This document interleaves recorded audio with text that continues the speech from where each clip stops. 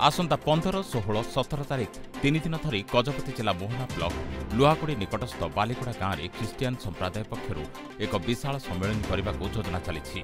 तेबे यह सम्मेलन में प्राय लक्षाधिक लोक जोगदेवा बेले एथिरे व्यापक मात्रा गोहत्या और धर्मांतरीकरण हेबा नहीं आशंका प्रकाश करिछि विभिन्न हिंदू संगठन। यह सम्मेलन को बंद करने दाबी में विश्व हिंदू परिषद नेतृत्व में हिंदू संप्रदायर शताधिक महिला और पुरुष गत 5 तारिख दिन पारलाखुंडी ठारे शोभायात्रा कर जिलापालଙ୍କୁ दाबीपत्र प्रदान करथिले।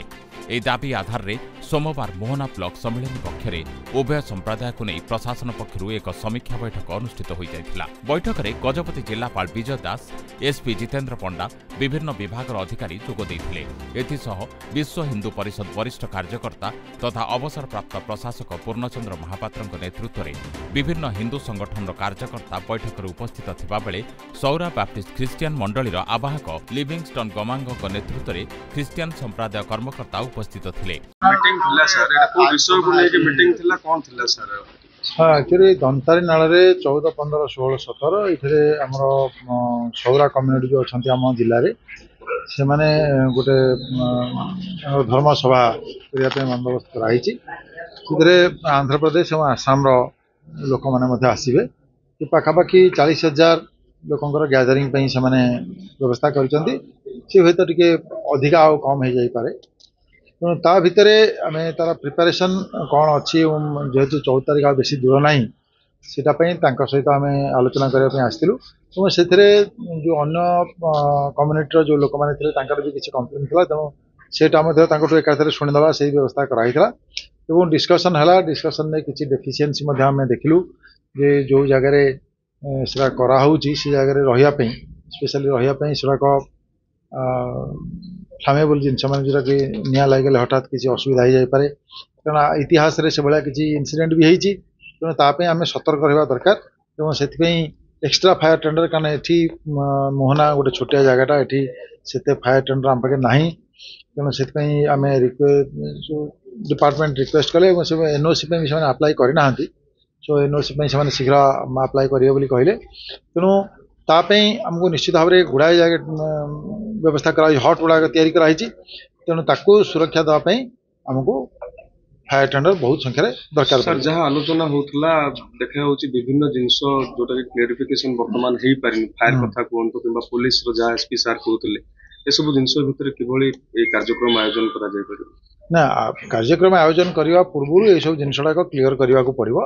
एवं पुलिस भी रिक्वायरमेंट बहुत अधिका रहिबो, काहेकि ना जेतेबेले 40-50 हजार लोक गोटे जगह गैदरिंग हेबे एवं पूरा से रहिबे राति सेटा होची मेन कथा। 24 आवर्स माने पुलिस रो प्रेजेंस दरकार हबो। एवं एबे जेहेतु असेंबली आरंभ जाउची 13 तारिख रु सेटा भारी क्रिटिकल समय अछि, एडिक्वेट पुलिस फोर्स रो बंदोबस्त करिया पड़िबो। ए सब जिनस रो जदी हम पाखु एनओसी आसला ताले हम परमिशन दबो। तेणु या होची कथा। सौरा बैप्टिस्ट मंडलीर 75तम वर्ष अवसर में ख्रिस्टियान संप्रदाय पक्षर बालीबाड़ कपा अंचल हेबाकु जाउथिबा ख्रिस्टियान सम्मेलन को नहीं अनेक प्रश्न उठेबा सह एही सम्मेलन नारे हजार हजार गोहत्या और व्यापक धर्मांतरीकरण हेबो बोली प्रशासन ठारे दाबी करथिले हिंदू संप्रदाय कर्मकर्ता।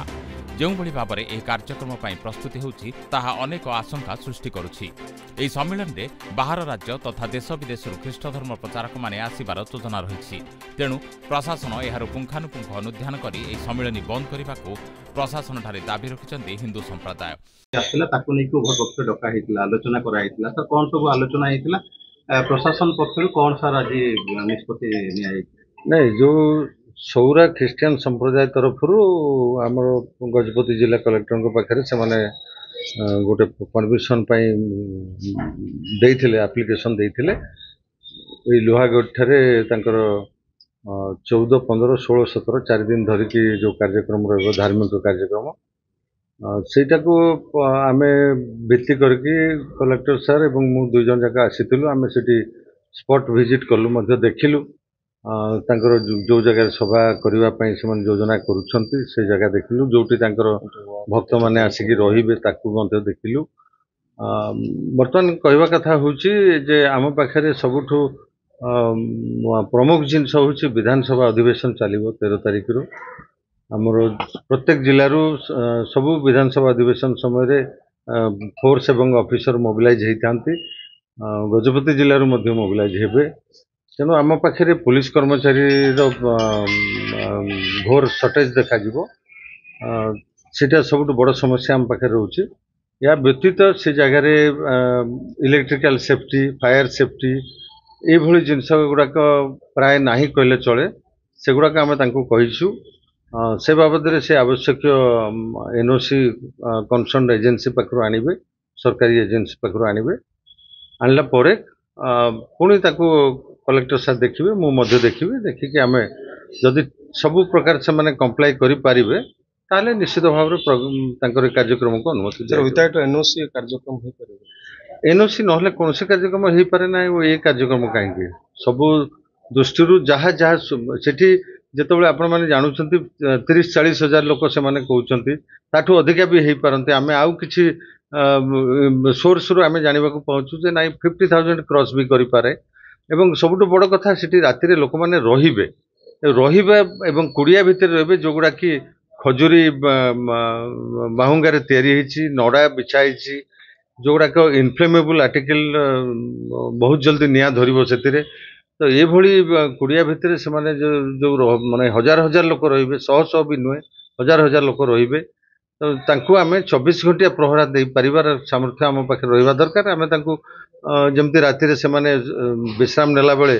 तांको पुलिस कर्मचारी जगी रहिबे पेट्रोलिंग हवा दरकार अछि एवं से रास्तार दुई साइड रे से माने कार्यक्रम करुवा कारण से ट्रैफिक हाजार्ड्स मध्य रही तेणु ताकू मध्य देखा पड़ो ये सबू एनओसी से माने विभिन्न विभाग रु जदि नहीं आसी पारिबे ताहले तांको अनुमति दबारे कोनसे असुविधा नहीं। Thank you sir.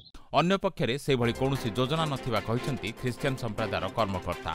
तेबे एते बड़ सम्मेलन करा जाउथले मध्य एही सम्मेलन पई ख्रिस्टियन संप्रदाय पक्षरु प्रशासन पाखरे कोनोसी सूचना दिया जाय नथिबा जोगु क्षोभ प्रकाश करथिले उभय जिल्लापाल और एसपी। कार्यक्रम स्थल परिदर्शन करिबा उभय जिल्लापाल और एसपी कहिसंत जे एबळी कार्यक्रम पई अनुमतिर आवश्यकता रहिछि। लोकंको सुरक्षा को दृष्टि रखि समस्त प्रकार व्यवस्था पई ऊपर स्तर रे अनुमति आनिबाकू ख्रिस्टियन संप्रदाय को परामर्श दैछन्ति उभय जिल्लापाल और एसपी। मोहनारू अंशुमान पंडा रिपोर्ट स्वस्तिक न्यूज।